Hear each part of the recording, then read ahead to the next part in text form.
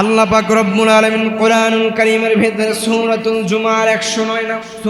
জুমার 9 নম্বর আয়াতের ভিতরে আল্লাহ পাক রব্বুল আলামিন কত সুন্দর করে বলতেছেন, ইয়া আইয়ুহাল্লাযীনা আমানু ইযা নুদিয়া লিস-সালাত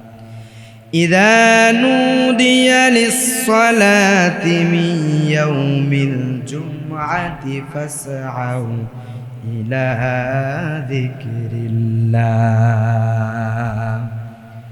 আল্লাহ পাক রব্বুল আলামিন কত সুন্দর করে বলতেছেন, ইয়া আইয়ুহাল্লাযীনা আমানু, হে মুমিনগণ, হে মুমিন বান্দা সকল, ইযা নুদিয়া লিস-সালাত, নামাজের জন্য যখন মসজিদ থেকে মুয়াজ্জিন তোমাকে ডাকবে, ইযা নুদিয়া লিস-সালাত, নামাজের জন্য যখন তোমাকে ডাকা হবে, আল্লাহ পাক রব্বুল আলামিন কত সুন্দর করে বলতেছেন, মিন ইয়াউমিল জুমআতি ফাসআউ ইলা যিকরিল্লাহ। রব্বুল আলামিন কত সুন্দর করে বললেন, নামাজের জন্য যখন তোমাকে ডাকা হবে, মসজিদ থেকে মুয়াজ্জিন যখন আল্লাহু আকবার বলবে, মুয়াজ্জিন যখন বলবে আশহাদু আল্লা ইলাহা ইল্লাল্লাহ, আল্লাহ পাক রব্বুল আলামিন জানিয়ে দিলেন সঙ্গে সঙ্গে মিয়াউমিল জুমাতি ফাসআউ ইলা যিকরিল্লাহ, বান্দারে সঙ্গে সঙ্গে তখন তোমরা আল্লাহর জিকিরের দিকে ধাবিত হবা, মসজিদের দিকে তোমরা ধাবিত হয়ে যাবা। রব্বুল আলামিন কত সুন্দর করে বলতেছেন, ভালো করে শুনেন, দিন লাগায় শুনেন সম্মানিত ভাইয়েরা আমার। আল্লাহ পাক রব্বুল আলামিন কত সুন্দর করে বলতেছেন, ওয়াযারুল বাই'আ যালিকুম খায়রুল লাকুম ইন কুনতুম তা'লামুন। রব্বুল আলামিন কত সুন্দর করে বললেন, ইলা যিকরিল্লাহ, মুয়াজ্জিন যখন নামাজের জন্য তোমাকে মসজিদ থেকে মুয়াজ্জিন যখন ডাকবে, মুয়াজ্জিনের যখন আযানের ধ্বনি শুনতে পারবা বান্দা, দুনিয়ার ভিতরে আর কোনো কাজের ভিতরে লিপ্ত থাকবা না, দুনিয়ার ভিতরে আর কোনো কাজের ভিতরে লিপ্ত থাকা যাবে না। ওয়াযারুল বাই', দুনিয়াতে তুমি যে কাজ করতেছ সব কাজ যেখানে আছো সেখানে স্টপ করে মসজিদের দিকে ধাবিত হতে হবে। তুমি বেচাকেনার ভিতরে আছো, ওয়াযারুল বাই', বেচাকেনা তোমার বন্ধ করতে হবে। আর রব্বুল আলামিন কত সুন্দর করে জানিয়ে দিলেন আয়াতের ভিতরে, আল্লাহ পাক রব্বুল আলামিন ওয়াযারুল বাই' যালিকুম খায়রুল লাকুম ইন কুনতুম তা'লামুন। ও বান্দা, বেচাকেনা তোমরা একেবারেই বিরত হয়ে যাবা, আর তোমরা বেচাকেনা করবা না। মুয়াজ্জিন যখন তোমাকে ইযা নুদিয়া লিস-সালাত, নামাজের জন্য ডাকবে, মুয়াজ্জিন যখন নামাজের জন্য মসজিদে তোমাকে ডাকবে, ইযা নুদিয়া লিস-সালাত, নামাজের জন্য যখন তোমাকে মুয়াজ্জিন ডাকবে, সঙ্গে সঙ্গে তুমি বেচাকেনাগুলো ছেড়ে দাও। বেচাকেনা ছেড়ে দিতে হবে।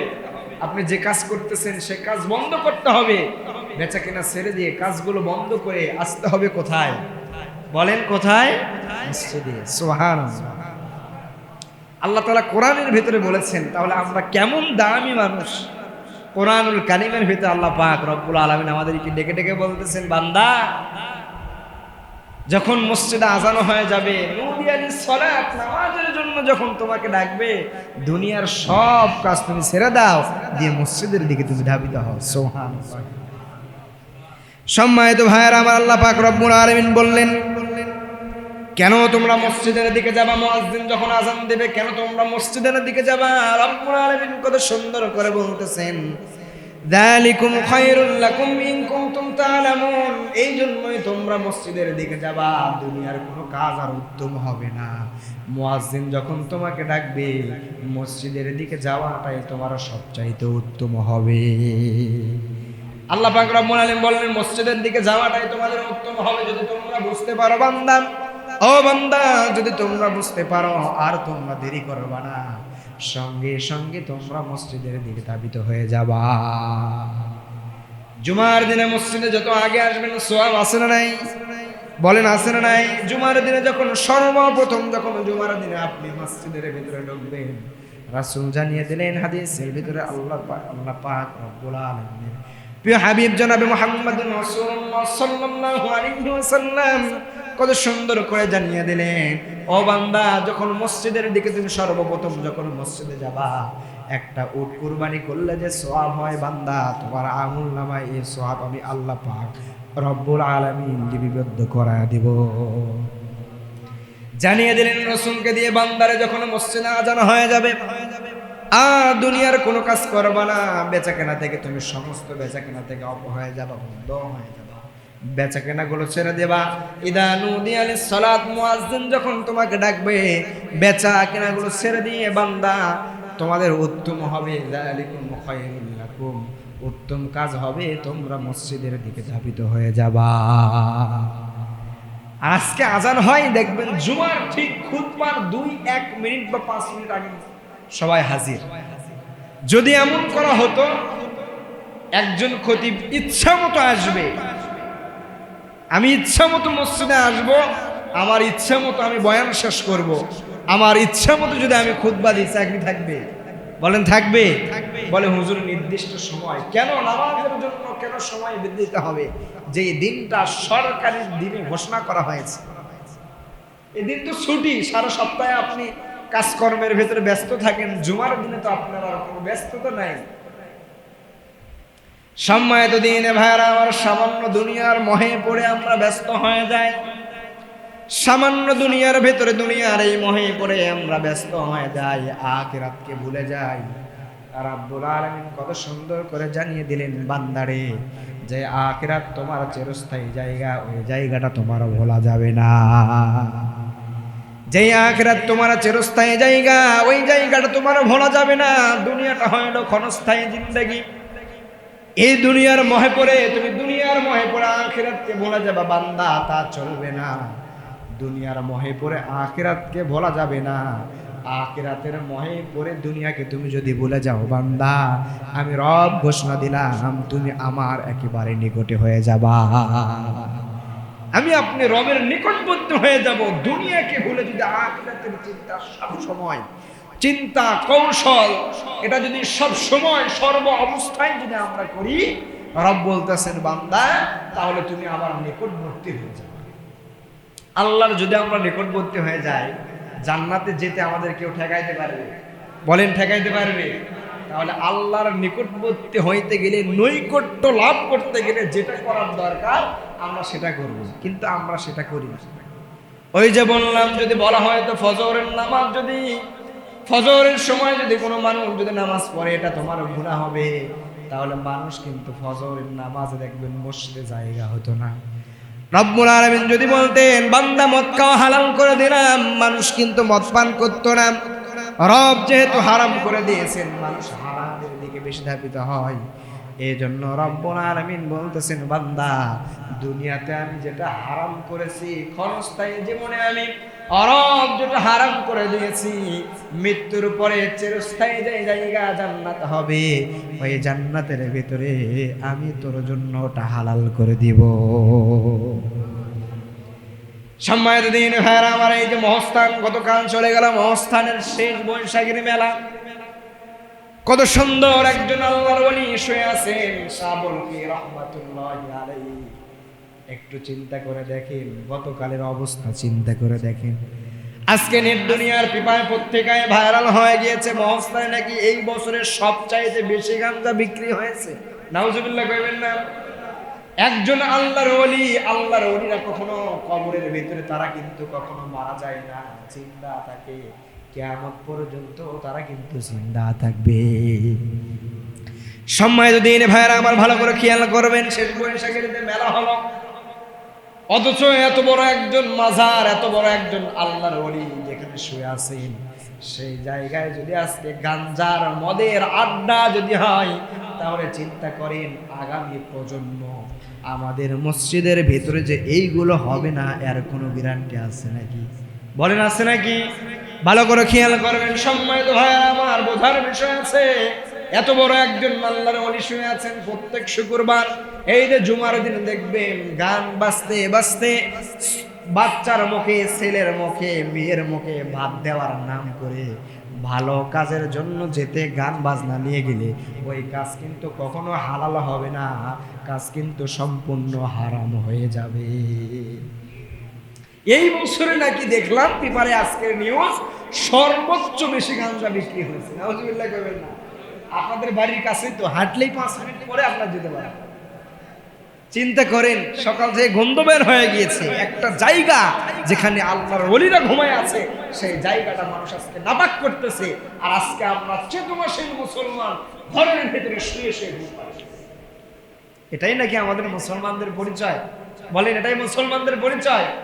মুসলমান যদি এমন ঘুমিয়ে থাকে, আগামী প্রজন্ম মুসলমান যদি এরকম করে ঘুমিয়ে থাকে, আগামী প্রজন্ম, এখন তো ইহুদি খ্রিস্টানরা মুসলমানদেরকে বারবার নির্যাতন করতেছে, চক্রান্ত করতেছে, মুসলমানের নাম নিশানা ধোয়া হবে না, কিন্তু তারা কখনোই সফল হতে পারতেছে না। কেন পারবে না? এই মুসলমান, এই দিন, এই ইসলাম, একমাত্র ইসলাম হইল আল্লাহর মনোনীত ধর্ম। এটাকে দুনিয়া থেকে মুছে দেওয়া কারো পক্ষে সম্ভব হবে না। কিন্তু আমরা যদি, এই প্রজন্ম যদি এইরকম করে চুপ থাকি, তাহলে একটা কথা আমাকে বলেন, আগামী প্রজন্ম ইহুদি খ্রিস্টানরা আমাদের ঘর থেকে, ঘরের ভেতর থেকে ধাক্কা দিয়ে বের করে দেবে, আমরা চুপ করে সয়ে যাব, কিছু বলতে পারবো। আমাদের সামনে আগামী প্রজন্ম এমন হয়ে যাবে। সম্মানিত ভাইয়ারা আমার, ভালো করে খেয়াল করবেন, গত জুমায় আলোচনা করেছিলাম কেন এত গজব হয়। গত জুমায় কিন্তু আপনাদেরকে বলেছিলাম, যদি নিজেদের গুনাহ যদি আমরা মাফ করে নিতে পারি। আজকে আমরা নিজেরা কত গুনাহ করে ফেলেছি, এই গুনাহ যদি আমরা নিজেরা রবের কাছে যদি মাফ চাইতে পারি, সঙ্গে সঙ্গে আল্লাহর রহমতের বৃষ্টি নাজিল হয়ে যাবে। আর যদি আমরা দল ধরে নিজের গুনাহ আল্লাহর কাছে একাকিত্বভাবে মাফ চেয়ে না নিয়ে যদি দল ধরে কিয়ামত পর্যন্ত ইস্তেখারের নামাজ আদায় করি, আল্লাহর রহমতের বৃষ্টি কিয়ামত পর্যন্ত নাজিল হবে না। এই জন্য সম্মানিত ভাইরা আমার, এই যে প্রচন্ড গরম চলে গেল, যে গরমে আমাদের থাকা অসম্ভব হয়ে যায়, এত গরম, এত প্রচন্ড গরম, সামান্য 42-43 মাত্র তাপমাত্রা, এই 42-43 ডিগ্রি তাপমাত্রা আমরা সহ্য করতে পারি না। ওই কঠিন কিয়ামতের দিনে, হাসরের ময়দানে যখন আসমান ভেঙে চুরমার হয়ে যাবে, জমিন তছনছ হয়ে যাবে, জমিন যখন ফানা ফানা হয়ে যাবে, জমিন যখন ফানা ফানা হয়ে যাবে, আসমানের কোনো অস্তিত্ব থাকবে না। ওই সূর্য আমার আপনার 1 হাত মাথার উপরে যখন চলে আসবে, প্রচন্ড তাপে জমিনগুলো গলে গলে ছাই হয়ে যাবে। একটু চিন্তা করেন, ওই সময় আমার আপনার অস্তিত্ব কেমন হয়ে যাবে? ওই সময় আমার আপনার অস্তিত্ব কেমন হবে? যেই সময় 1 হাত মাথার উপরে আমার আপনার সূর্য উঠে আসবে, প্রায় 1.5 কোটি বেশি, 1.5 কোটি সেলসিয়াস তাপমাত্রা ওই কঠিন কিয়ামতের দিনে হবে। এখন তো মাত্র সামান্য 41-42 হইলেই থাকতে পারে না। ভালো করে খেয়াল করবেন, এই কঠিন কিয়ামতের দিনে ওই ব্যক্তি আরশের নিচে ছায়া পাবে, ওই ব্যক্তি আরশের ছায়া স্তরে জায়গা পাবে, যে ব্যক্তি একমাত্র আল্লাহর নৈকট্য লাভ অর্জন করতে পারবে, যে ব্যক্তি একমাত্র আল্লাহ পাক রব্বুল আলামিনকে রাজি খুশি করতে পারবে, যে ব্যক্তি দিন কায়েমের জন্য, ইসলামী আন্দোলনের জন্য দুনিয়া থেকে যে ব্যক্তি শহীদ হয়ে দুনিয়া থেকে বিদায় নিয়ে যেতে পারবে, ওই বান্দা একমাত্র ওই দিন আল্লাহর নৈকট্য লাভ করতে পারবে। এত সহজ নয়, পৃথিবীটা এত সহজ নয়। ক্ষণস্থায়ী জীবন, মাত্র 60 বছর 70 বছর হায়াত আমাকে আপনাকে আল্লাহ রাব্বুল আলামিন দিয়েছেন।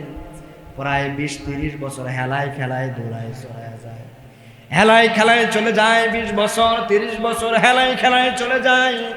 আর মাত্র 30 বছর জীবনের ভেতরে পুরুষের কোনো অস্তিত্ব থাকে না। সংসারের চিন্তা, সংসারকে আরো সামনে কিভাবে এগিয়ে নিয়ে যাব, এই চিন্তা করতে করতে পুরুষের পুরুষত্বর মনোবলতা সবকিছুই যেন হারিয়ে যায়। মাত্র কয়েকটা দিন আমরা হায়াত পেলাম, হেলাই খেলায় কাটিয়ে দিলাম। মাত্র কয়েকটা দিন হেলাই খেলায় কাটিয়ে দেওয়ার পরে বাকি জীবনটা আমরা সংসারের ভিতরে লিপিবদ্ধ হয়ে কাটিয়ে দিই। আর ওই সংসার জগতের ভিতরে যাওয়ার পরে চিন্তা করে, একটু ভালো করে খেয়াল করেন, যেই ছেলে যে যুবকটা বাপের হোটেল থেকে বের হয়ে এসেছে, সেই একমাত্র বোঝে সংসার জীবন আর বাপের হোটেল থেকে বের হয়ে আসাটা সবচাইতে কত বড় বর্তমান সময়ে।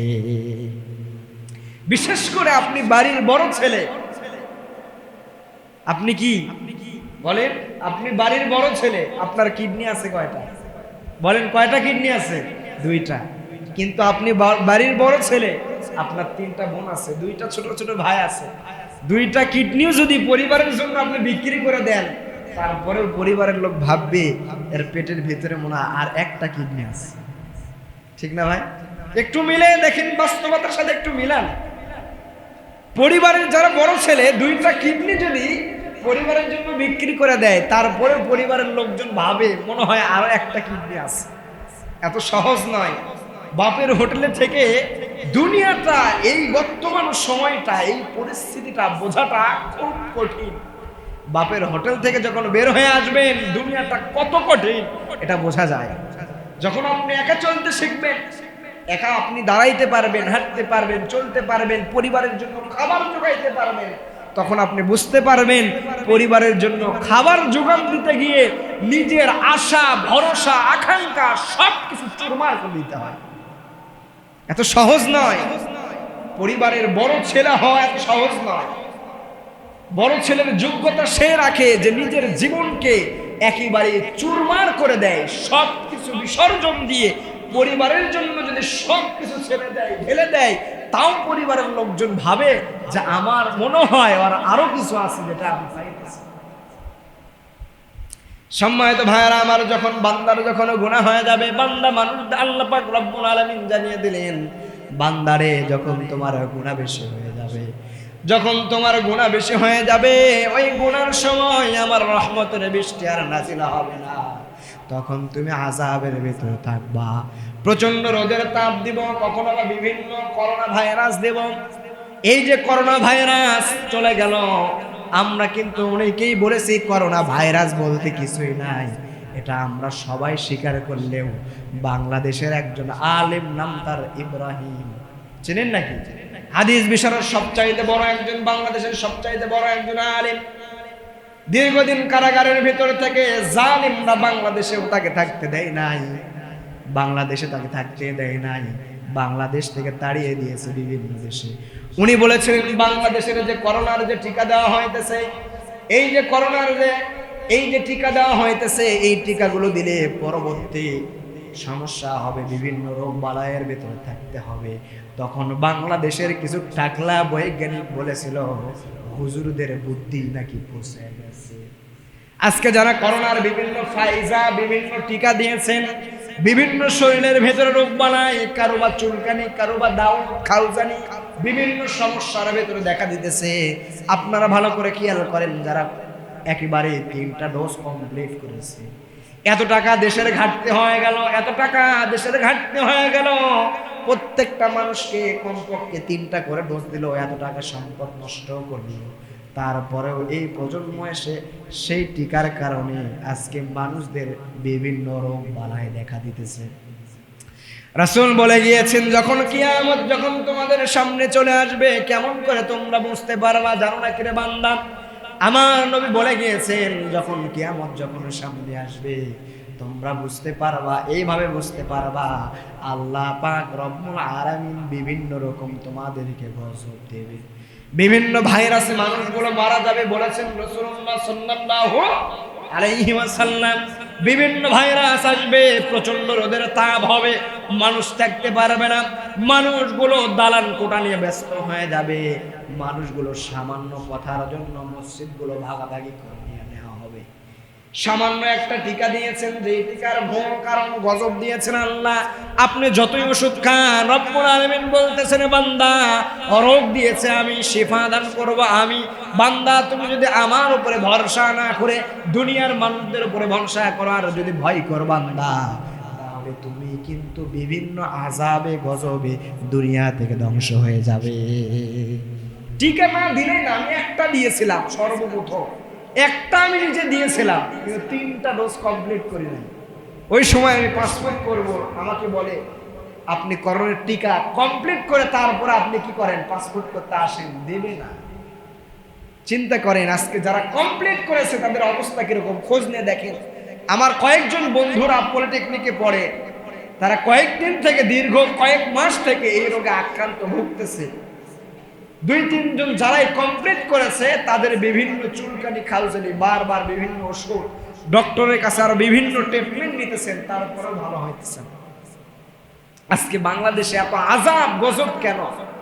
সবচাইতে আপনি পৃথিবীর ভূখণ্ডের দিকে তাকায় দেখেন, বাংলাদেশের মানুষ বর্তমান সময়ে সবচাইতে বেশি যেই কথা বলে ফেরাউনের মতো। ফেরাউন একটা কথা বলেছিল, কথা বলবা আটক করবো কোথায়, জেলখানায়। আজকেও এই কৌশল, এই সিস্টেম বাংলাদেশে এটা প্রচার হয়। সম্মানিত ভাইরা আমার, ভালো করে খেয়াল করবেন, রব্বুল আলামিন বলতেছেন, ও বান্দা আমি তোমাদেরকে এত নিয়ামত দিলাম, নিয়ামত পেয়ে বান্দা তুমি শুকরিয়া আদায় করলে না। ও বান্দা এত নিয়ামত দিলাম, নিয়ামত পেয়ে তুমি শুকরিয়া আদায় করলে না। নিয়ামত দিলাম, কত সুন্দর সুন্দর নিয়ামত দিলাম, সেজন যখন পাল্টে যায়, প্রাকৃতিক সৌন্দর্য তখনও পাল্টে যায়। আর আমরা যে প্রত্যেকটা সময় যে নিঃশ্বাস নিতেছি, এই নিঃশ্বাসগুলো আল্লাহ পাক রব্বুল আলামিন এমন ভাবে পৃথিবীর ভিতরে সেট করে দিয়েছেন, প্রত্যেকটা মানুষের যদি প্রত্যেকটা পার্টস, অঙ্গ প্রত্যঙ্গ যদি, প্রত্যেকটা অঙ্গ প্রত্যঙ্গ যদি বিক্রি করা হয়, কমপক্ষে একটা মানুষের অঙ্গ প্রত্যঙ্গের, এই অঙ্গর যেগুলো আমাদের যেগুলো পার্টস আছে, পার্টসের দাম কমপক্ষে বর্তমান যুগে 2 থেকে নিয়ে 2.5 কোটি টাকা হবে। সুবহানাল্লাহ বলেন না? আপনি মনে করতেছেন আমার টাকা নাই, অথচ আপনি 2.5 কোটি টাকার মালিক। আমি 2.5 কোটি টাকার মালিক। কয় কোটি? ভালো করে খেয়াল করবেন, 2.5 কোটি টাকার মালিক। রব্বুল আলামিন আমাদের কিন্তু চোখ দিয়েছেন, চোখ বিক্রি করলে কোটি টাকা দাম, তারপরও আসল চোখ কিন্তু পায় না। এই যে রব্বুল আলামিন আমাদেরকে এত সুন্দর কিডনি দিয়েছেন, এই কিডনি কিন্তু মানুষের যাদের ড্যামেজ হয়ে যায়, এই কিডনিগুলো তারা কিন্তু পায় না। ভালো করে খেয়াল করবেন, বৈজ্ঞানিকগুলো বলে মানুষের একটা কিডনি থাকলে যথেষ্ট। কয়টা কিডনি? একটা কিডনি থাকলেই মানুষের যথেষ্ট হয়ে যায়। কিন্তু রব্বুল আলামিন দয়া করিয়া মায়া করিয়া নিয়ামত স্বরূপ আমাদেরকে 2টা দিলেন। কেন 2টা দিলেন? ভালো করে খেয়াল করেন। রব্বুল আলামিন আমাদেরকে কেন 2টা কিডনি দিয়েছেন? এই জন্য 2টা কিডনি দিয়েছেন, ওই বান্দার একটা কিডনি যখন কোনো সময় যদি ড্যামেজ হয়ে যায়, নষ্ট হয়ে যায়, একেবারে ওই বান্দার কিডনি যখন নষ্ট হয়ে যাবে, ওই বান্দা যেন আরেকটা কিডনি থাকা অবস্থায় ওই বান্দার পার্টসগুলো ঠিক রাখতে পারে। এই জন্য রব্বুল আলামিন নিয়ামত স্বরূপ এক্সট্রা আরেকটা কিডনি আমাদেরকে দিয়েছে। রব্বুল আলামিন কত সুন্দর আমাদেরকে দেহ দিলেন। এই যে আমাদের যে সুন্দর দেহ, আজকের বৈজ্ঞানিক বলে মানুষের শুধু এই মস্তিষ্কের ভেতরে, ভালো করে খেয়াল করেন, মানুষের শুধু এই মস্তিষ্কের ভেতরে এই যে আমাদের যে মগজ আছে, মগজ, এই মগজের উপরে অর্থাৎ আমাদের যে চাঁদনি আছে, এই মাথার এই চাঁদনির নিচে যতগুলো রগ আল্লাহ পাক রব্বুল আলামিন দিয়েছেন, আজকের বৈজ্ঞানিকগুলো বলে এই এতগুলো রগ আল্লাহ পাক রব্বুল আলামিন নিয়ামত স্বরূপ দিয়েছেন। এই রগগুলি জমিনের ভেতরে যদি রাখা হয়, কমপক্ষে 2 থেকে নিয়ে 2.5 একর জমিতে রাখতে হবে। সুবহানাল্লাহ কইবেন না? শুধু এই মাথার মগজের উপরে যে রগটা রব্বুল আলামিন দিয়েছেন সাজি, এই রগ যদি খোলা রাখা হয় জমিনের উপরে, 2 থেকে নিয়ে 2.5 একর জমির উপর রাখলে শেষ। আপনি কি মনে করতেছেন এত ছোট জিনিস? মানুষ যদি সবচাইতে ক্ষুদ্রতম জিনিস সৃষ্টি করতে পারে, তাহলে ওই আল্লাহ কত ছোট ছোট ক্ষুদ্রতম রগ দিয়ে আমার আর আপনার মাথার মস্তিষ্ক মগজগুলো সুন্দর করে ফিট করে দিয়েছেন। বলেন না সুবহানাল্লাহ? সে আল্লাহর শুকরিয়া আমরা কিন্তু করি না। আজকে বৈজ্ঞানিক কি বলে এটা দেখেন, আজকে বৈজ্ঞানিকগুলো সব বলে, বিধর্মী ইহুদি হাজারো খ্রিস্টান বৈজ্ঞানিকগুলো কোরআনকে রিসার্চ করতে করতে, মানুষের দেহকে রিসার্চ করতে করতে বিধর্মী থেকে কালিমা পড়ে মুসলমান হয়ে গেছে। মানুষকে যখনই কেউ কাউকে রিসার্চ করতে শুরু হয়ে যাবে, আল্লাহ নৈকট্য সঙ্গে সঙ্গে সে লাভ অর্জন করতে পারবে। আপনি যদি কোন মানুষকে নিয়ে চিন্তা না করেন, কোরআনকে নিয়ে আপনি যদি গবেষণা না করেন, আপনি রবের নৈকট্য লাভ করতে পারবেন না। কারণ আপনাকে জানতে হবে রব কোরআনের ভেতরে কি দিয়েছেন। আপনাকে জানতে হবে আমার শরীরের প্রত্যেকটা অঙ্গ প্রত্যঙ্গ কত সুন্দর করে আমার আপনার অঙ্গ প্রত্যঙ্গগুলো আল্লাহ পাক রব্বুল আলামিন বানিয়েছে। ফেরেশতারা যখন মানুষদেরকে সৃষ্টি করতেছিল, মানুষদেরকে সৃষ্টি করার পরে রব্বুল আলামিন কত সুন্দর করে ফেরেশতাদেরকে বলতেছেন, ও আমার ফেরেশতারা রে, মানুষের যে মুখমণ্ডলীগুলি আছে এই মুখমণ্ডলীগুলি তোমরা বানাও না, সৃষ্টি জগতের সর্বশ্রেষ্ঠ মানবের মুখমণ্ডলীগুলি আমি রব্বুল আলামিন নিজেই বানিয়ে দিব। নিজেই করে দিয়েছেন। আমাকে আপনাকে এত সুন্দর করে রব্বুল আলামিন বানিয়ে ফেললেন, আমাকে আপনাকে এত সুন্দর করে বানাইলেন। সে রবের যদি আমরা কৃতজ্ঞতা প্রকাশ না করে ওই রবের সঙ্গে যদি আমরা নাফরমানি করি, রব্বুল আলামিনের মাফ কিন্তু কিয়ামত পর্যন্ত আমরা পাবো না। সম্মানিত দিনী ভাইরা আমার ভালো করে খেয়াল করবেন, কোন সন্তান যখন কোনো মায়ের পেটের ভেতরে আসে, গত জুমায় মা সম্পর্কে আলোচনা করেছিলাম, যখন কোনো মায়ের পেটের ভেতরে কোনো সন্তান যখন চলে আসে, দেখবেন মায়ের মাসিকটা বন্ধ হয়ে যায়।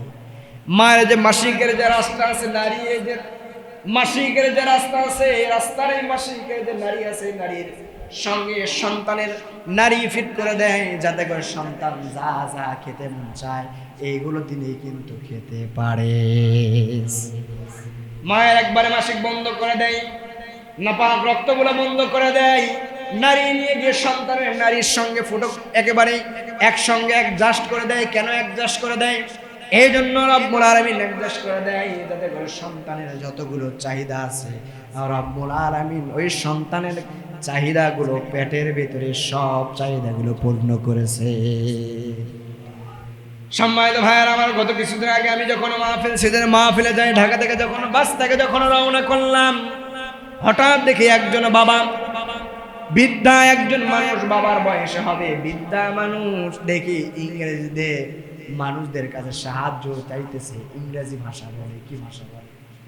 ইংরেজি ভাষা বলে। আমি পেছনের দিকে এরকম করে সিটের ভেতরে বসা, মানুষগুলো হাসাহাসি করতেছে। আজকাল ফকিরও ইংলিশে কথা বলে। আমি পেছন থেকে ডাক দিলাম, বাবা এদিকে আসেন, মুরব্বী মানুষ, বৃদ্ধা একজন মানুষ, আমি তাকে ডাক দিলাম, বাবজি আপনি যে ইংলিশে এত সুন্দর সুন্দর করে কথা বলতেছেন, আপনি তো একজন শিক্ষিত একজন মানুষ, আপনি কেন এরকম করে মানুষের কাছে, এরকম করে রাস্তায় রাস্তায় দাঁড়িয়ে দাঁড়িয়ে মানুষের কাছে আপনি কেন এরকম করে সাহায্য চাইতেছেন? কারণটা কি? সঙ্গে সঙ্গে বৃদ্ধা লোকটা কেঁদে ফেললেন। কেঁদে ফেলার পরে বলতেছেন, বাবুজি আমার 2-3টা সন্তান আছে। আমি যখন ইয়ং ছিলাম, আমি কলেজের একজন প্রফেসর ছিলাম, আমি চাকরিতে যত টাকা পেয়েছি সন্তানদেরকে লালিত পালিত করেছি। তারপরে আমি যখন চাকরি থেকে রিটার্ন হয়েছি, প্রমোশনের টাকাগুলো আমার সন্তানদেরকে দিয়েছি। কিন্তু সবচাইতে বড় আফসোসের বিষয়, আমার 3টা সন্তান। যখন আমি ছোট সন্তানের বাড়িতে যখন আমি বেড়াইতে গেলাম, 2 দিন 4 দিন 5 দিন বেশ কয়েকদিন থাকলাম, দেখে আমি থাকার কারণে আমার ছোট্ট ছেলের যে বউ আছে, দেখে আমার ছেলে আর আমার বউয়ের ভেতরে গন্ডগোল কাছাকাছি সৃষ্টি হয়ে যায়। যখন আমাকে খারাপ লাগে, তখন বউ যেন আমাকে ধমক দিয়ে তার ছেলেকে জানিয়ে দিচ্ছে, তোমার বাবাকে আর রাখো না, তোমার বাবাকে আরেক ভাইয়ের বাসায় পাঠিয়ে দাও। এরকম করে এই কথা যখন আমার কানে চলে আসে, ঠিক আমি দ্বিতীয় ছেলের মেজো ছেলের বাড়িতে যখন চলে যাই, মেজো ছেলের বাড়িতে আমি কয়েকদিন থাকলাম। থাকার পরে দেখি মেজো ছেলের বাড়িতে একই কাহিনী। চলে গেলাম বড় ছেলের বাড়িতে। বড় ছেলের বাড়িতে যখন গেলাম, ঠিক বড় ছেলের বাড়িতে কয়েকদিন থাকার পরে দেখলাম বড় ছেলের বাড়িতেও সেম কাহিনী। যখন আমি কয়েকদিন হয়ে গেল, আমার ছেলে এবং আমার বৌমার ভেতরে ঝগড়া শুরু হয়ে গেল, আমাকে আর থাকতে দিল না। এই জন্য আমি সিদ্ধান্ত নিয়েছি, ছেলেদের সংসারের ভেতরে কোনো অশান্তি করবো না। যতদিন আমি বেঁচে থাকবো, যতদিন রব্বুল আলামিন আমাকে হায়াত দিয়েছেন, আমি মানুষের দ্বারে দ্বারে চেয়ে চেয়ে বেড়াবো, বাবা তোমার যদি একটু দয়া হয় তাহলে তুমি আমাকে কিছু সাহায্য করো। এই যে মা, এই যে বাবা, দেখেন শুধু সন্তানের সংসারের ভেতরে কোনো সমস্যা করবে না, কোনো সন্তানের সংসারের ভেতরে কোনো যেন ঝামেলা না হয়, এই জন্য বাবা মানুষের কাছে রাস্তায় রাস্তায় গিয়ে দাঁড়ায়। এমন বাবা আমার দেশে একটা নয়, দুইটা নয়, হাজারো হাজারো আছে। হাজারো হাজারো বাবা দেখবেন বৃদ্ধাশ্রমে, দেখবেন হাজারো হাজারো বাবারা বৃদ্ধাশ্রমে আছে। কিন্তু আমার আপনারা মা, আমার আপনারা বাবা কেমন, বাবা কেমন মা, মা সম্পর্কে যদি জানতে চাই, রাব্বুল আলামিন বললেন, ও বান্দা, দুনিয়াতে আমার আনুগত্য করার পরে, রাসূলের অনুসরণ করার পরে, ওয়ালিদাইনি ইহসানা, তোমার মা বাবা অনুসরণ করো, আনুগত্য করো, যত্ন করো, ভালোবাসো মা এবং বাবাকে। সম্মানিত ভাইয়েরা আমার, মা বাবার ভালোবাসা, মা বাবাকে যদি আমরা ভালোবাসতে পারি, মার জন্য যদি আমরা এক মুঠো যদি খাবার নিয়ে যেতে পারি, রব্বুল আলামিন জানিয়ে দিলেন, আমি রব্বুল আলামিন আরশে আজিম থেকে খুশি হয়ে যায়। একজন সাহাবী, আল্লাহ রাসূল সাল্লাল্লাহু আলাইহি সাল্লাম মসজিদ নববীর ভিতরে সমস্ত সাহাবীদেরকে নিয়ে সাহাবা আজমাইনদেরকে বলতেছেন, আমার পানির সাহাবীরা রে, কোন সন্তান যদি তার মায়ের দিকে নেক নজরে রহমতের দৃষ্টিতে, কোন সন্তান যদি তার মায়ের দিকে তাকায়, আল্লাহ পাক রব্বুল আলামিন জানিয়ে দিয়েছেন, ওই বান্দা, ওই সন্তানের উপরে আল্লাহ পাক রব্বুল আলামিন একবার কবুল হজ করলে যে সওয়াব হয়, ওই সওয়াব ওই বান্দার আমুলনামায় লিপিবদ্ধ করা দেয়। সুবহানাল্লাহ। আস্তে কইলেন, জোরে করেন না সুবহানাল্লাহ। মায়ের দিকে রহমতের দৃষ্টিতে যদি আপনি একবার তাকান, মায়ের দিকে একবার রহমতের দৃষ্টিতে তাকাইলে রব্বুল আলামিন কবুল হজের সওয়াব দিয়ে দেয়। সাহাবা আজমাইন বলতেছেন, ইয়া রাসূলুল্লাহ, ইয়া হাবিবাল্লাহ, আমার মায়ের দিকে আমি একবার নয়, সারা দিনের ভেতরে, সারা রাত্রির ভেতরে আমার মায়ের দিকে যদি আমি 1000 বার যদি রহমতের দৃষ্টিতে তাকাই, আল্লাহর নবী, বিশ্ব নবী জনাবে মুহাম্মদুর রাসূলুল্লাহ সাল্লাল্লাহু আলাইহি ওয়াসাল্লাম জানিয়ে দিলেন, সাহাবারা, তোমার মায়ের দিকে একবার নয়, তুমি যদি 1000 বার যদি তোমার মায়ের দিকে রহমতের দৃষ্টিতে তাকাও, রব্বুল আলামিন তোমার আমুলনামায় 1000 বার কবুল হজ করলে যে সওয়াব হয়ে যায়, ওই সওয়াব তোমার আমুলনামায় লিপিবদ্ধ করা দেবে। 1000 বার রহমতের দৃষ্টিতে তাকাইলেও সওয়াব, মাকে খাওয়াইলেও সওয়াব। রব্বুল আলামিন কত সুন্দর করে বললেন, মার দিকে যত তাকাইবা রহমতের দৃষ্টিতে বান্দা, আমি আপনি মায়ের দিকে রহমতের দৃষ্টিতে যতবার তাকাইব, মার দিকে যত তাকাইব, রব্বুল আলামিন কত সুন্দর করে বলতেছেন, বান্দারে, মায়ের দিকে যত তাকাইবা, আমি রব্বুল আলামিন তোমার আমুলনামায় তত সওয়াব লিখে দিব। আবার যেন মনে করেন না আমার টাকা পয়সা আছে, মার দিকে তাকাইলে কবুল হজের সওয়াব আমার হস্ত হবে, তাহলে ভাই বলেন হবে? তাহলে মায়ের দিকে তাকাইলে কবুল হজের সওয়াব, এটা তো আপনার বোনাস। আর আপনাকে হজ করতেই হবে, টাকা পয়সা থাকে। সম্মানিত ভাইয়েরা আমার, রাসূলের মুহাব্বত মনের ভেতরে, আল্লাহর মুহাব্বত ভালোবাসা মনের ভেতরে যদি আমরা নিয়ে আসতে পারি, আর দুনিয়া থেকে যদি আমরা বিদায় নিয়ে চলে যাইতে পারি, ইহকালেও শান্তি, পরকালেও যিনি শান্তি দেবেন ওই আল্লাহ আছে না নাই?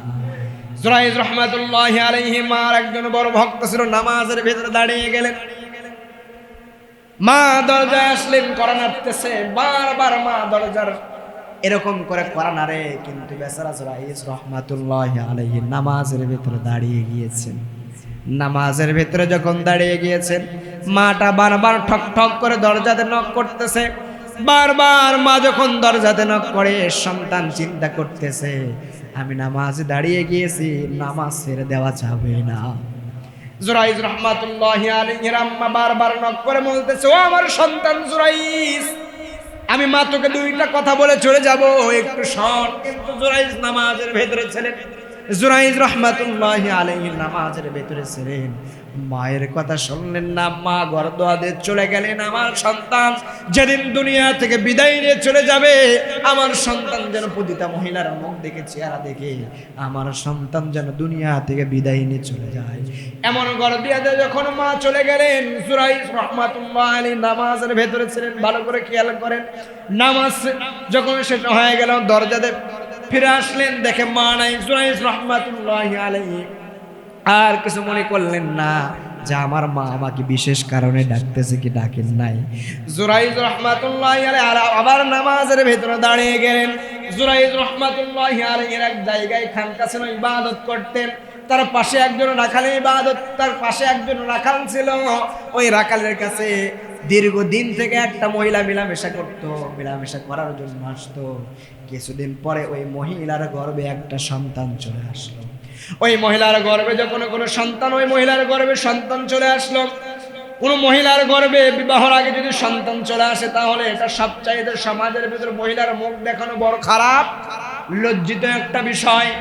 ওই মহিলা যখন এরকম করে গর্ভে যখন সন্তান চলে আসলো, তখন লোকজন যখন বলা বলি করলো, এই গর্ভে সন্তান কই পাইছো, এই সন্তানের বাবাকে। তখন ওই মহিলাটা বলতে শুরু করলো, এই যে একজন খানকার ভেতরে একজন ইবাদত করে পীর সাহেব, ওর সঙ্গে মেলামেশার কারণে সন্তানটা আমার গর্ভে চলে আসছে, মিথ্যা কথা। এই কথা যখন বললেন, তৎকালীন সময় এরকম করে বিচার সালিশ শুরু হয়ে গেল। মন্ত্রীরা বসে গেলেন, রাজা সাহেব বসে গেলেন, বাদশা বসে গেলেন, চমৎকার রাগান্বিত হয়ে গেলেন। এত বড় একজন হুজুর, এত বড় একজন হুজুর, আল্লাহর ওলি আমরা জানি, এত বড় খারাপ কাজ করেছে, তাকে এরকম করে দৃষ্টান্তমূলক শাস্তির ব্যবস্থা করা হলো। জুরাইজ রাহমাতুল্লাহি আলাইহি দৃষ্টান্তমূলক শাস্তির ব্যবস্থা করা হলো। সৈন্যদেরকে বলল, আমার সৈন্যরা রে, যাও যাও যাও, ওই আল্লাহর ওলিকে ঘোড়ার পিছে এরকম করে লাগাম দিয়ে বেঁধে নিয়ে টেনে হিসড়ে হিসড়ে তুমি কি করো, আমার এই রাজদরবারের দিকে নিয়ে আসো। যখন এই কথা বললেন, এই কথা বলার সঙ্গে সঙ্গে সৈন্যরা তাই করলেন। কিন্তু খেয়াল করে মন্ত্রী সাহেব দেখে, বাদশা খেয়াল করে দেখতেছেন, কাঠগড়ায় যখন আল্লাহর ওলি জুরাইজ রাহমাতুল্লাহি আলাইহি যখন কাঠগড়ায় দাঁড়িয়ে গিয়েছেন, দাঁড়িয়ে যাওয়ার পরে দেখেন মুস্কি মুস্কি হাসে। বাদশা এবার জ্ঞানী একজন বাদশা চিন্তা করলেন, এত বড় একজন আল্লাহর ওলি এত বড় খারাপ কাজ করেছে, তার মনে হয় কোনো লজ্জা শরম নাই, এরকম করে কাঠগড়ায় দাঁড়িয়ে দাঁড়িয়ে আবারও কেন মুস্কি মুস্কি হাসতেছে। এই কথা যখন চিন্তা ভাবনা করলেন, এই কথা বললেন, জুরাইজ রাহমাতুল্লাহি আলাইহি এরকম বাদশা বলতেছেন, ও আল্লাহর ওলি, তুমি যে মুস্কি মুস্কি হাসতেছো, এই মুস্কি মুস্কি হাসির কারণটা আমি জানতে চাই। জুরাইজ রাহমাতুল্লাহি আলাইহি যখন এই কথা বলা হলো, মুস্কি হাসির কারণটা আমি জানতে চাই, জুরাইজ রাহমাতুল্লাহি আলাইহি তখন সঙ্গে সঙ্গে মুস্কি হাসির কথা বললেন। মুস্কি হাসির কথা বললেন যে এরকম করে আমি নামাজ দাঁড়িয়েছিলাম, আমার মা আমার জন্য এই ঘরে দোয়া দিয়ে গেছে, তাহলে এই ঘটনা থেকে শিক্ষা নেওয়ার দরকার, মা যদি সন্তানের জন্য দোয়া করে, ওই সন্তানের দোয়ার সঙ্গে সঙ্গে রব্বুল আলামিন কবুল করে নেয়। কোন সন্তানের জন্য কোন মা বাবা যখন দোয়া করে, সঙ্গে সঙ্গে রব্বুল আলামিন কবুল করে নেয়। কোন সন্তানের জন্য কোন মা বাবা যদি ঘর দোয়া করে, ওই সন্তানের ঘর দোয়াটা, ওই মার ঘর দোয়াটা ওই সন্তানের ওপরের সঙ্গে সঙ্গে রব্বুল আলামিন কবুল করে দেয়। এই জন্য সর্বদাই মার থেকে বাবার থেকে দোয়া নিতে হবে। যে অবস্থায় আছে না কেন, যেখানেই আছে না কেন, যেইভাবেই থাকে না কেন, বাবাকে মাকে ভালোবেসে দুনিয়া থেকে দোয়া নিয়ে যদি বিদায় নিয়ে চলে যাইতে পারি, এটাও আমার আপনার জান্নাতের একটা কারণ হয়ে যাবে। সম্মানিত দিনী ভাইয়েরা আমার, কাবা শরীফের একজন ইমাম আছে, যে ইমাম মায়ের দোয়ার জন্য ইমাম হয়েছে, কাবা ঘরের ইমাম। মায়ের দোয়া করলেন। ছোট্টবেলায় খুবই দুষ্ট ছিল। আমরা কিন্তু সন্তানদেরকে বিভিন্ন দোয়া করি। অনেক সময় অনেক মা বাবা আছে বলে, তুই মরতে পারিস না, তোর মতো সন্তান আমার দরকার নাই, এমন কথা বলে না। কিন্তু কোনো মা কোনো সন্তান কিন্তু চায় না আমার সন্তান দুনিয়া থেকে বিদায় নিয়ে যা। ক্ষণিকের রাগে একটা কথা বলে, কিন্তু হাদিসের পরিভাষায় পাওয়া যায়, কোনো মা রাগান্বিত অবস্থায় যদি কোনো সন্তানের জন্য দোয়া করে, রব্বুল আলামিনের সঙ্গে সঙ্গে ওই দোয়াটাও কবুল করে নেয়। কাবা শরীফের ইমাম ছোট্ট ছিল, খুবই দুষ্ট ছিল, খুবই দুষ্ট। এলাকায় মারধর করতো ছোট ছোট, তার সঙ্গে খেলার সাথে ছোট্ট ছোট্ট বাচ্চারা ছিল, তাদেরকে মারধর করতো। কিন্তু তার বাবা বেঁচে ছিল না, মা ছিল বেঁচে। ইমাম কালবানি, মা বেঁচে ছিল। কাবা শরীফের ইমাম কালো কুচ্ছি ইমাম, মা বেঁচে ছিল। যখন তার খেলার সাথী ভাইদেরকে যখন এরকম করে মারধর করে যখন আসতো, মায়ের কাছে বিশাল সালিশ নিয়ে আসতো, মায়ের কাছে যখন বিচার শালী যখন নিয়ে আসলো, মা ওই সন্তানের মাথায় হাত দিয়ে রাগান্বিত হয়ে রবকে বলতো, আল্লাহ আমার সন্তান এত দুষ্ট হয়েছে, এত বিচার শালী হয়, আমার সন্তানকে তুমি কাবা শরীফের ইমাম বানিয়ে দিও। ঠিক যখন বড় হয়ে গেলেন, লেখাপড়া শেষ করলেন, মায়ের দোয়া রব কবুল করে নিয়ে কাবা ঘরের ইমাম বানিয়ে দিয়েছে। মায়ের দোয়া বাবার দোয়া সবচাইতে বড়। যুবক ভাই, এই জন্য পায়ে দুটো হাত দিয়ে বলবো, মায়ের দোয়া নেন, বাবার দোয়া নেন। মায়ের দোয়া বাবার দোয়া সবচাইতে বড়। আপনি একটা ব্যবসার ভেতরে, বাণিজ্যের ভেতরে লেগেছেন, মার সঙ্গে আপনার কোনো সম্পর্ক নাই। আপনি যদি বড় মুফতি, বড় হুজুর, আল্লামাকে নিয়ে এসে দোয়া করে দোয়া করে ব্যবসাটা আর দোকানটা যদি আপনি ওপেন করেন, কোনো লাভ নাই। মায়ের থেকে দোয়া নিলে আপনার ব্যবসার ভেতরে আরো বেশি বরকত হয়ে যাবে। এই জন্য মার থেকে দোয়া নেবেন, বাবার থেকে দোয়া নেবেন, এটাই আপনার শিক্ষা। সন্তান আপনি, যেই মা আপনাকে গর্ভে ধারণ করলো, ওই মাকে লাথি দেওয়া যাবে না, ওই মাকে বাড়ি থেকে বের করে দেওয়া যাবে না, ওই মাকে অকাট্য ভাষায় গালি দেওয়া যাবে না, ওই মায়ের সঙ্গে খারাপ ব্যবহার করা চলবে না, ওই বাবার সঙ্গে খারাপ ব্যবহার করা চলবে না। যে বাবা নিজের শরীরের প্রচন্ড ঘামগুলো ঝরে ফেলে আপনার জন্য 2টা টাকা ইনকাম করে নিজে না খেয়ে আপনাকে খাওয়াইছে, ওই বাবাকে গালি দেওয়া যাবে না। বুড়ো হয়ে গেলে, বৃদ্ধ হয়ে গেলে ঘাট ধাক্কা দিয়ে বের করে দেওয়া চলবে? কথা বলেন, চলবে? ঘাট ধাক্কা দিয়েও বের করে দেওয়া চলবে না। এই জন্য পুরুষ হয়ে জন্মেছি আর সন্তান হয়ে জন্মেছি, মা এবং বাবাকে যদি আপনি ভালোবাসতে পারি, পরবর্তী প্রজন্মে আমার আপনার সন্তান আমাদেরকেও বেশি ভালোবাসবে। যেমন কর্ম তেমন ফল। আপনার মা বাবাকে যদি আপনি ঘর থেকে লাথি দিয়ে, ধাক্কা দিয়ে বের করে দিয়ে আপনার ছেলেকে যদি আপনি মুফতি সাহেব বানান, কোনো লাভ হবে?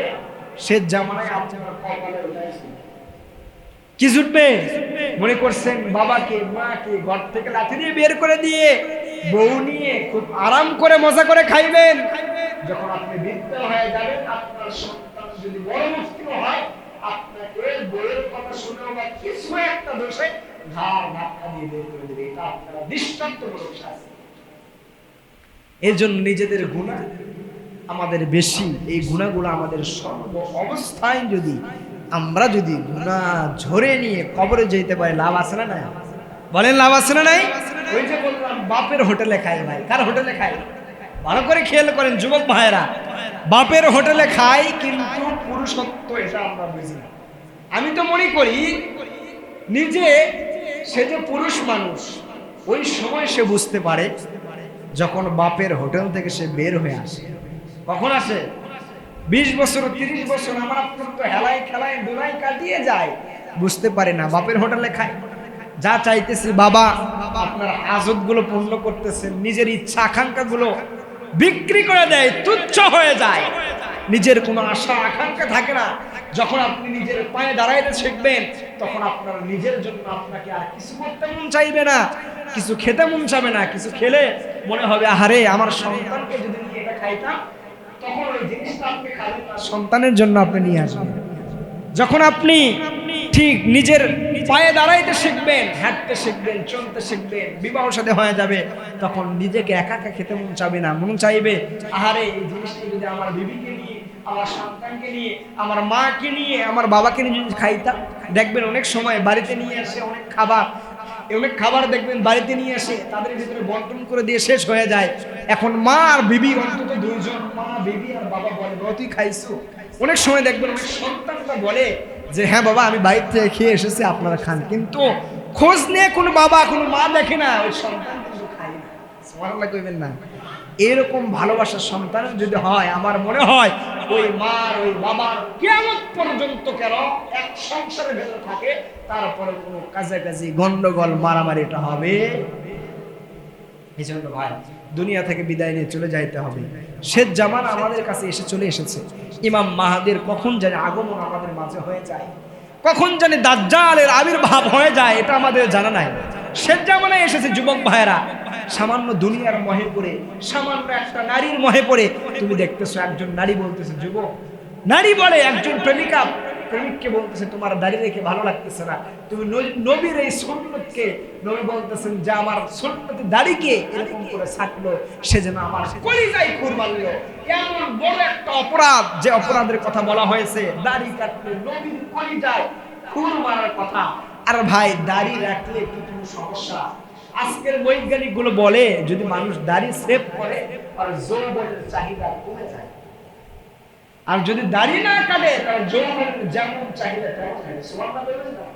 দাড়ির ভিতরে নিয়ামত আছে নাই? এজন্য আমরা সর্ব অবস্থায়, তবে আমি মনে করি পুরুষের আসল সৌন্দর্য দাড়ি। সুবহানাল্লাহ বলবেন না? দাড়ির ভিতরে আসল সৌন্দর্য। এই যে দেখেন বৃদ্ধ আমরা যারা বয়স হয়ে গিয়েছে, দেখেন চাচা সাদা পাঞ্জাবি সাদা হয়ে গেছে, দাড়ি সুন্দর লাগতেছে না? কথা বলে সুন্দর লাগতেছে না? ভাই মুরব্বি হইলেও দাড়ির ভিতরে একটা সৌন্দর্য আছে, এটা যখন সাদা হয়ে যাবে সৌন্দর্যটা আরো ফুটে ওঠে। সুবহানাল্লাহ। এই জন্য আমরা অন্তত ভাই, মন খারাপ করতেছেন যাদের দাড়ি নাই, মন খারাপ করার কোনো কারণ নাই ভাই, আপনারা রেখে দিলেই তো হয়। রেখে দিলে কোনো সমস্যা? ভাই বলেন রেখে দিলে সমস্যা? অনেকেই বলে হুজুর দাড়ি রাখেন নাকি বিয়ে হয় না, তাই বলে না ভাই আমরা কি দাড়ি রেখে আমাদের কি বিয়ে হয় নাই? কথা বলেন বিয়ে হয় নাই? বিয়ে তো হয়েছে। যাই হোক, এই জন্য নবীর সুন্নতকে আমরা কলিজায় আঘাত করব না। আল্লাহ পাক রব্বুল আলামিন শেষ জামানায় আমরা এসেছি, রব আমাদেরকে যা দিয়েছেন এই কথাগুলো, এই সুন্নতগুলো, এই রবের উপরে সর্ব অবস্থায়, অটলতা থেকে সর্ব অবস্থায় রবের প্রশংসা যাপন করে আল্লাহর জিকির করে যেন দুনিয়া থেকে আমরা বিদায় নিয়ে চলে যাইতে পারি। আল্লাহ পাক রব্বুল আলামিন সেই তৌফিক আমাদেরকে দিন। বলে আমিন।